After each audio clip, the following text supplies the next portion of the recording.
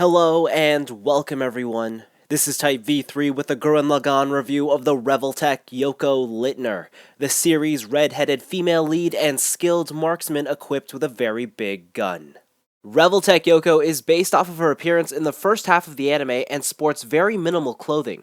Canonically, it keeps her unrestricted in battle, but for the purposes of an action figure, it doesn't allow for impressive aesthetics. The majority of the toy is represented with solid, flat colors.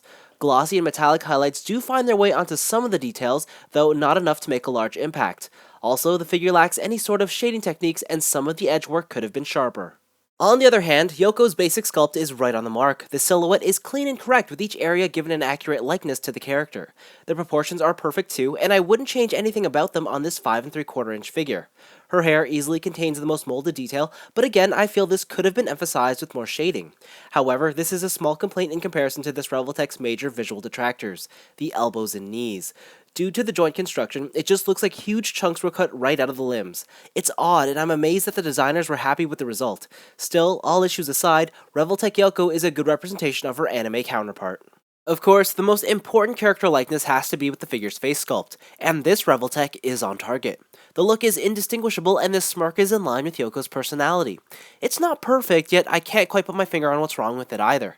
For another option, you get a screaming face and a second fringe piece with her orange glasses attached. These are both great and are my preferred way of displaying the figure. For articulation, she has a Revoltech joint for the neck, so you have back and forth is very clicky, side to side, and then you can get some tilting if you rotate the joint at the connections. The same story happens here at the ponytail. It is a Revoltech joint, and I was surprised that it can actually hold the weight of all this plastic here. These little chopstick things are just soft plastic, as are the two front hair pieces. For the waist, there is no waist joint, but there is a Revoltech joint at the ab crunch. For the arms, the shoulder is actually on a Revoltech joint that's connected to a ball at the end here, so this can go back and forth. Outwards is very limited, but there is a angled bicep cut so that if you move the bicep out like this, it looks like you can get the arm to come outwards. The only problem now is the elbow joint can only move upwards like that, so it's a bit of a back and forth sort of restriction. Also, you'll notice the elbow joint is just a standard hinge joint, which only gives you about 90 degrees range of motion, which I was surprised to see by its limitation. And the wrist is a Revoltech joint as well here, so you could rotate the wrist back and forth in any direction you'd like. The hips have a Revoltech joint that connect them to the torso, so you can go this far forward and not very far outwards, which is a bit of a shame. The big problem, though, is the way that they look in the back. When you move the hips forward, you get this strange looking gap, and I don't know how else to describe that. I mean, it is just horrendous. There is a hidden thigh cut right here at the top of the stockings, which is really nice. The knee itself is a single joint, but because of the way it's cut, it gets a pretty good, decent range. My only problem with it is these knees are very loose, and that becomes a problem with the ankles, because the ankles are on a Revoltech joint, back and forth, and you can tilt them, of course, side to side. But when you're trying to balance her, the problem becomes the knees tend to buckle because they're just so loose. So to correct this, you'd want to pivot the ankles forwards or backwards a little bit, but the problem is because they're defined clicks, where I want them to go to get the proper balance is in between the clicks, and I can never get that, so it's a bit frustrating. And finally, she's just really floppy.